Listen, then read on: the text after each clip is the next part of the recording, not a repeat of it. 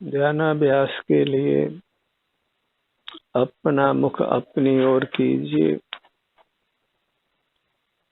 अपना ही संवेदन कीजिए। बाहर के पदार्थ कभी हमारे होने वाले नहीं हैं।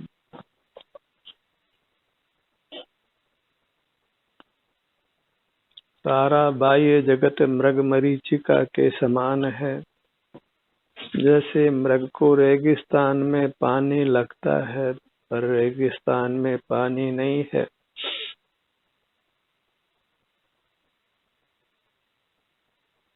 हिरण को कस्तूरी की गंध बाहर मालूम पड़ती है, पर बाहर नहीं है।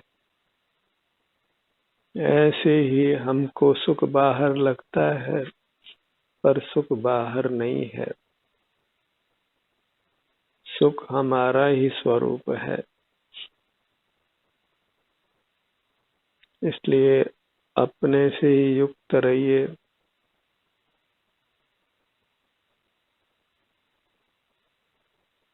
हम ज्ञान का अहंकार करते हैं, पर हमें इतनी सी बात समझ नहीं आती है कि सुख बाहर नहीं है, हम स्वयं ही सुख स्वरूप हैं। सुख हमारे भीतर से ही आता है।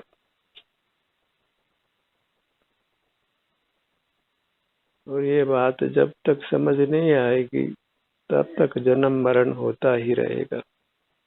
हम दुख पाते ही रहेंगे। सुख के साधनों की तलाश बाहर करते रहेंगे, और वह तलाश कभी समाप्त नहीं होगी। सुख की तलाश तभी समाप्त होगी जब हम अपना मुख अपनी ओर कर अपने से युक्त रहेंगे। हम स्वयं के अनुभव में आते हैं। सुख या दुख रूप से शरीर में आराम या वेदना का अनुभव होता है, वह हमारे आभ्यंतर अमूर्त शरीर में होता है, और वह शरीर मात्र हमारा है। इसके अलावा कोई वस्तु हमारी नहीं है। इसलिए बाह्य वस्तुओं को पाना छोड़कर अपने अमूर्त मूर्त को ही पाने का प्रयत्न करिए। उसको पाने के लिए बस अपना मुख अपनी ओर रखना है।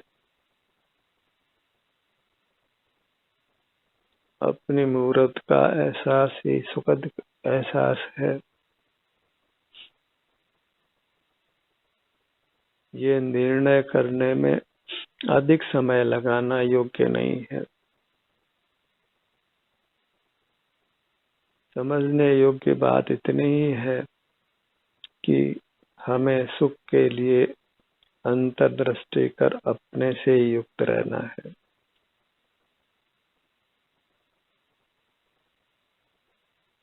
हमें सुख की ही कामना है, और सुख ही हमारा स्वरूप है।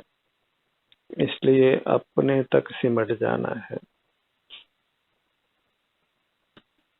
बहिर्मुख उपयोग ही नाना दुखों का कारण बनता है, और इस मनुष्य भाव में ही हम अंतर्मुख उपयोग की साधना भली प्रकार कर सकते हैं। पशु पक्षियों को भला इतनी समझ होना असंभव जैसा है, और ये बात समझ नहीं आई तो फिर पुनः मनुष्य भाव पाना असंभव जैसा है। फिर पशु पक्षी आदि इन योनियों में ही पैदा होना है। इसी बात को नहीं समझ पाने के कारण बाहर में हमें नाना पशु पक्षी दिखाई देते हैं। वे इसी अपराध के कारण से हैं। जो ये बात समझ लेता है कि सुख बाहर नहीं है, अपने में ही है, वह विषयों को पाने का प्रयत्न छोड़कर अपने को पाने का ही प्रयत्न करता है। तब फिर वह ही इन पशु पक्षियों के योनियों में कभी जन्म नहीं लेता है।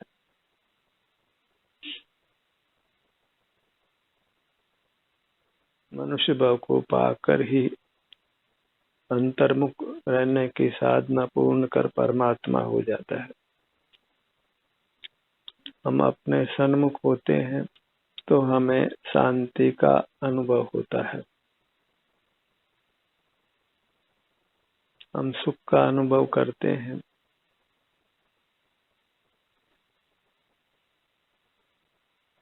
और अपना अनुभव करने का ही हमको अभ्यास करना है, क्योंकि ये अभ्यास नहीं करते तो अनादि की बहिर्मुखता मिटती नहीं है। बहिर्मुख रहना सहज है और अंतर्मुख रहना यत्न साध्य है। और ये हमें अनुभूत है कि हम सहजता से बहिर्मुख रहते हैं और अंतर्मुख होकर अपना संवेदन करने में हमको कठिनाई सी लगती है। चित्त विश्व में ही रास्ता है, बाहर की दुनिया में ही राजी रहता है और चित्त का दमन करना लगभग कठिन सा होता है। इसलिए यत्न करिए, इसी का नाम पुरुषार्थ है। अपने ध्यान को अपने सिर से पैरों तक अर्थात अपने आप तक रोक कर रखना है और वह अंतर्मुख रहकर ही होता है। बहिर्मुखता में तो विषयों की भीड़ लगी है और कोई भी ऐसा विषय नहीं है जो सदा हमारे साथ रहे, हमसे अभिन्न होकर रहे। जो पर पदार्थ हैं वे पर ही रहते हैं, हमारी काया ही हमारी रहती है, सब पदार्थों का अस्तित्व पृथक ही रहता है। तो फिर पर को पाने का प्रयत्न वृथा है। और जब पर को पाया ही नहीं जा सकता है तो फिर पर को जानना भी वृथा हो गया। जिस वस्तु की प्राप्ति नहीं है उसके जानने में कुछ भी सार नहीं है। इसलिए ज्ञान में सदा ही शुष्कता रहती है। भले ये लोग ज्ञान को अच्छा मानता हो, ज्ञान की महिमा रखता हो, पर ज्ञान सदा ही शुष्क रहता है। अपना अनुभव ही सरस है।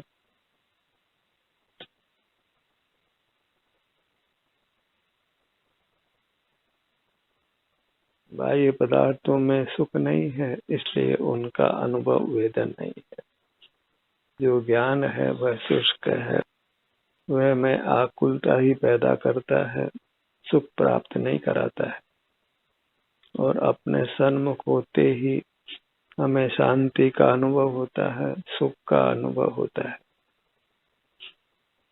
इसलिए अंतर्दृष्टि करने का ही सतत प्रयत्न करना है। इसीलिए कहा है, आत्म दर्शन बस एक को, मोक्ष हेतु तू जान। हे योगी नहीं और को, निश्चय से पहचान।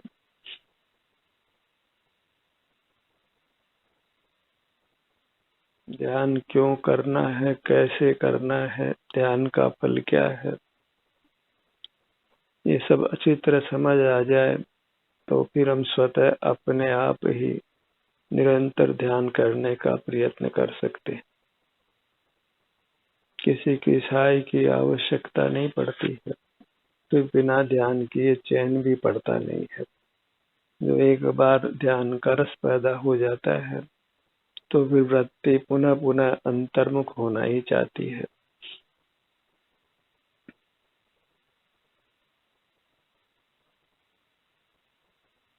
अपने ध्यान को अपने सिर के भाग पर लाइए,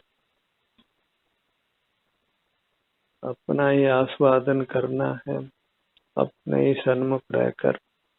और वह आस्वादन शांति रूप है, सुख रूप है, निराकुलता रूप है।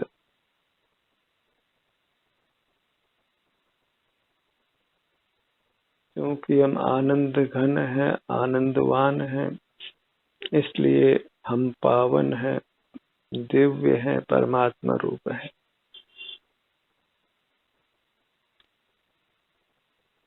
अपने प्रति हीन भावना रखना अपराध है, दुख का कारण है। अपने प्रति उच्चता का भाव ही रखिए।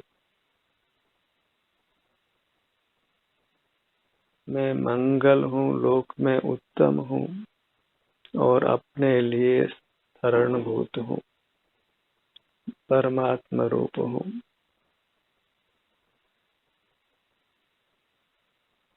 अपने प्रति हीन भावना रखना वह जघन्य अपराध है, अक्षम्य है। अपने को सदा परमात्मा रूप देखिए।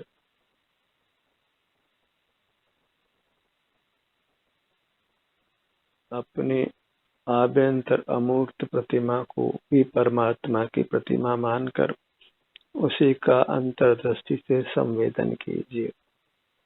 यही वास्तविक देव दर्शन है, ये निश्चय जानो।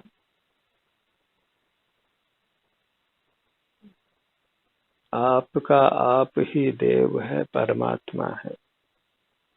अपनी आभ्यंतर मूर्त है, अपने लिए वही परमात्मा है और उसके लिए भक्ति भाव लाइए। उसी के आगे झुकना है, अन्य के आगे मस्तक झुकाना योग्य नहीं है। अन्य के आगे मस्तक झुकाना अपने को पामर करना है।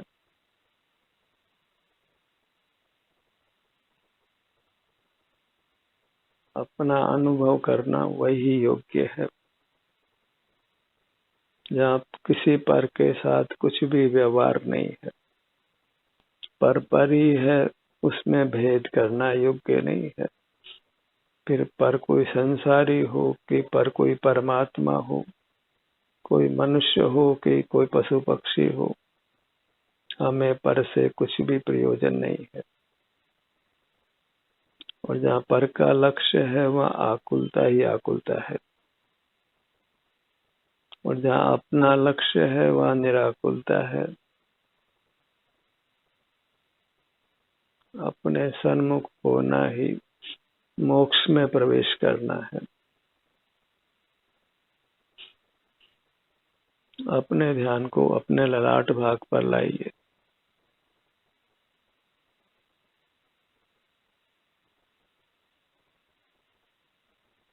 क्योंकि अभी बद्ध कर्म बहुत है, इसलिए अपने सन्मुख होने पर कुछ वेदना का अनुभव भी होता है, पर उससे घबराना नहीं है।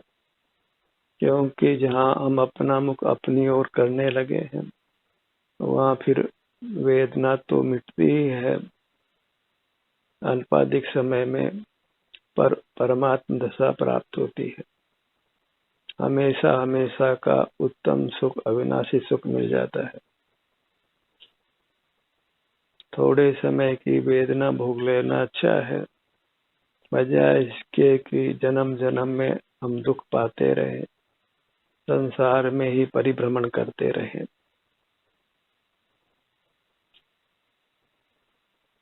अपने ध्यान को दोनों भुवों के मध्य में लाइए।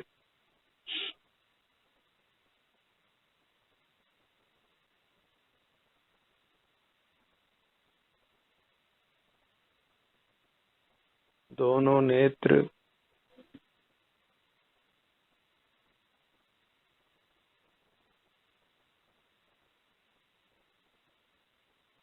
अनुभव चिंतामणि रतन, अनुभव है रसकूप, अनुभव मार्ग मोक्ष को, अनुभव मोक्ष स्वरूप। अनुभव की यही विधि है, यही कला है कि हम नेत्र बंद कर अपने ध्यान को अपने सिर से पैरों तक इसी क्षेत्र में विचरण कराएं।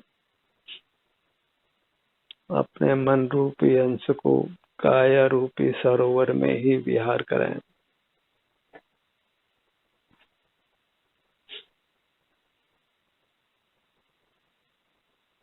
अपने ध्यान को अपने दोनों कानों के भाग पर लाइए।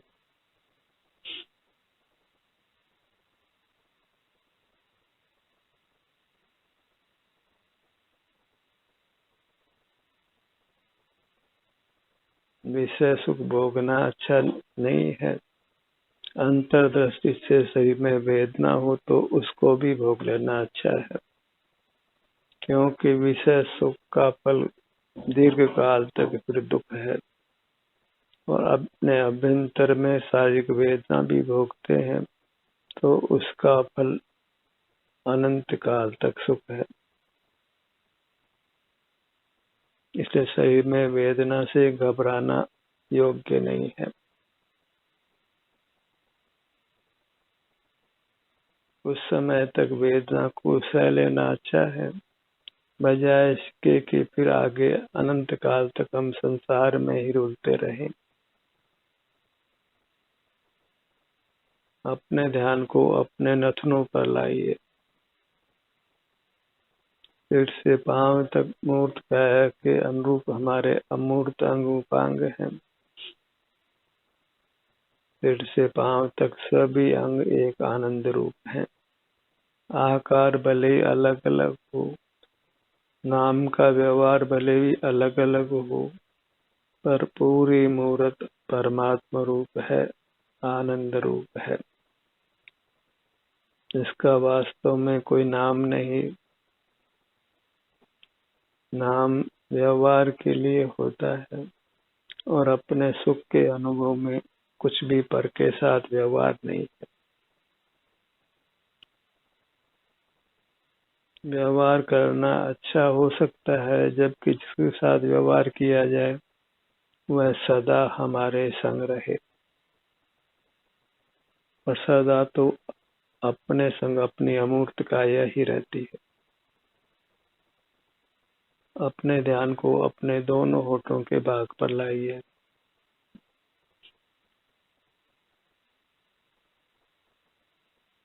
बहिर्मुखता होती है पर उसका खेद बरतना चाहिए। बहिर्मुखता को यदि हम अच्छा मान लेते हैं तो फिर संसार को ही अच्छा मान लेते हैं, तो फिर संसार का अभाव कभी नहीं होता। मुख के भीतर दंत पंक्ति, जिह्वा, ऊपर तालु। आप तो अंतर्दृष्टि करिए, फिर सुख तो स्वमेव हो जाना है। भले अभी थोड़ा हो, पर अंतर में ठहरेंगे, पुनः पुनः अंतर में आएंगे तो फिर अनंत सुख होना ही है, संसार समाप्त होना ही है।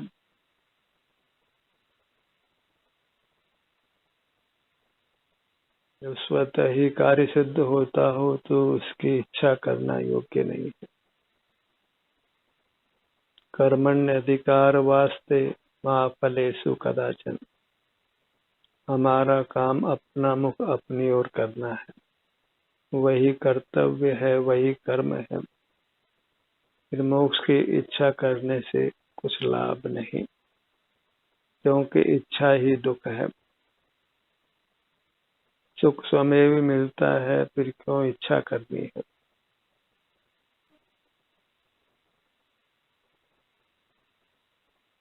जो चीज स्वमेव प्राप्त होती है उसकी इच्छा नहीं की जाती है, अप्राप्त की इच्छा होती है, और आप तो आपको प्राप्त ही है।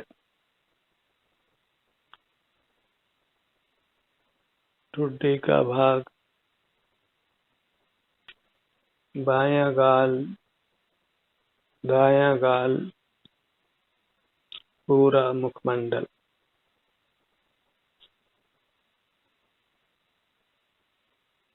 अपने सन्मुख होने में फिर कुछ विकल्प नहीं होता है, और विकल्पों का होना ही अशांति है।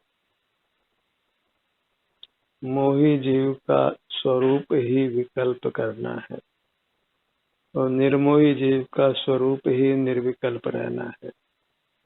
मोही बहिर्मुख रहता है, निर्मोही अंतर्मुख रहता है। हमें मोह को जीतना है, अर्थात बहिर्मुखता को ही जीतना है। जीतना है अर्थात उसका अभाव करना है। गर्दन का भाग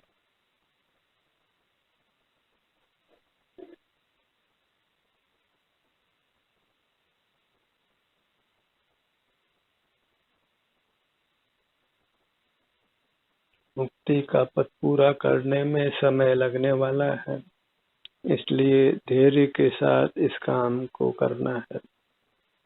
पीछे लौट कर नहीं देखना है, और पीछे लौट गए तो वापस अपनी ओर आना असंभव जैसा होगा, क्योंकि अंतर्मुखता के मार्ग को यदि हमने अच्छा स्वीकार नहीं किया तो फिर वह मार्ग पुनः मिलने वाला नहीं है।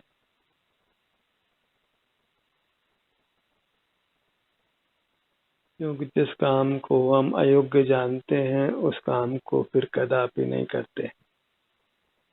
जिस मार्ग को अस्वीकार कर देते हैं फिर उस मार्ग को पुनः स्वीकार करने में कठिनाई होती है, लगभग असंभव जैसा होता है। अपने ध्यान को अपने सीने के भाग पर लाइए।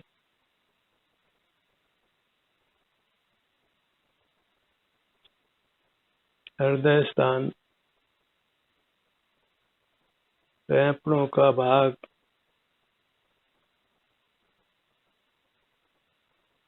अंतरंग अवयव दिखाई नहीं पड़ते हैं। हम तो बस उस अंगों का नाम का आश्रय कर अंतर में अपने से युक्त रहने का प्रयत्न करते हैं। अपने ध्यान को पेट के भाग पर लाइए।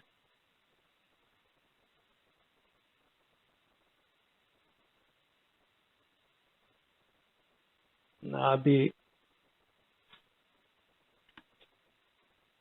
बाईं कमर से दाईं कमर तक अपने ध्यान को लाइए।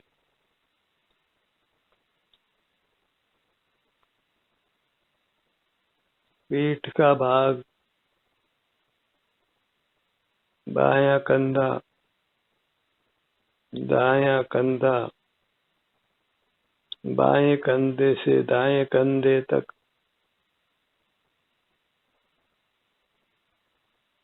पूरा धड़ भाग,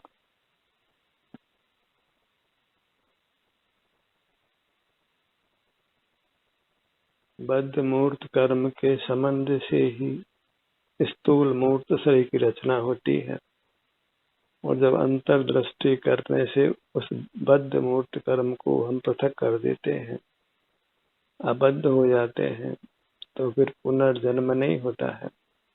हम निर्वाण को पा लेते हैं, परमात्म दशा को पा लेते हैं।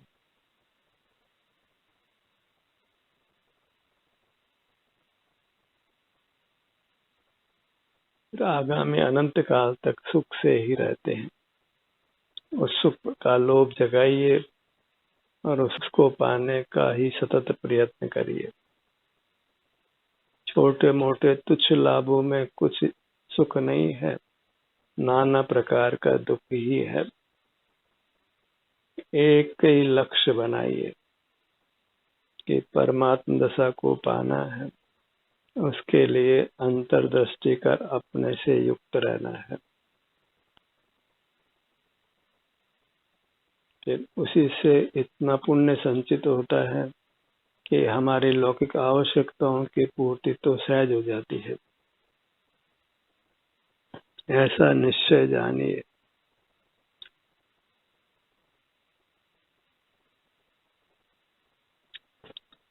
अपने ध्यान को अपने दाहिनी भुजा पर लाइए।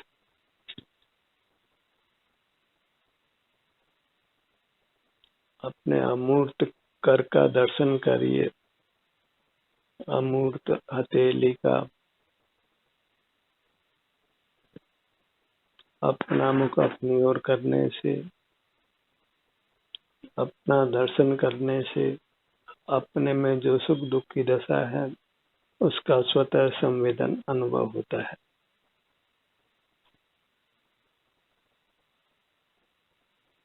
मोक्ष पथ में हमारा गमन होता है। अपने ध्यान को अपने दाहिने अंगूठे पर लाइए।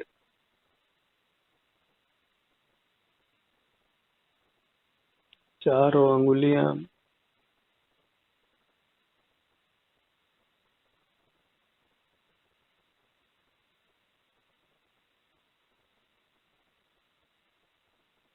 बस एक बार अंतर्मुख रहने का संस्कार भर डाल दीजिए। फिर संस्कार से स्वयं ही अंतर्मुख रहने की प्रवृत्ति होगी।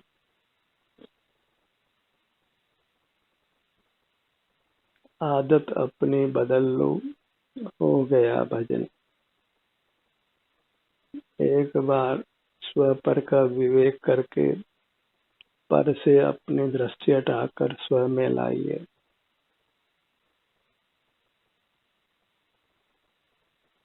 फिर स्वतः मुक्ति आपकी ओर दौड़ती हुई आएगी।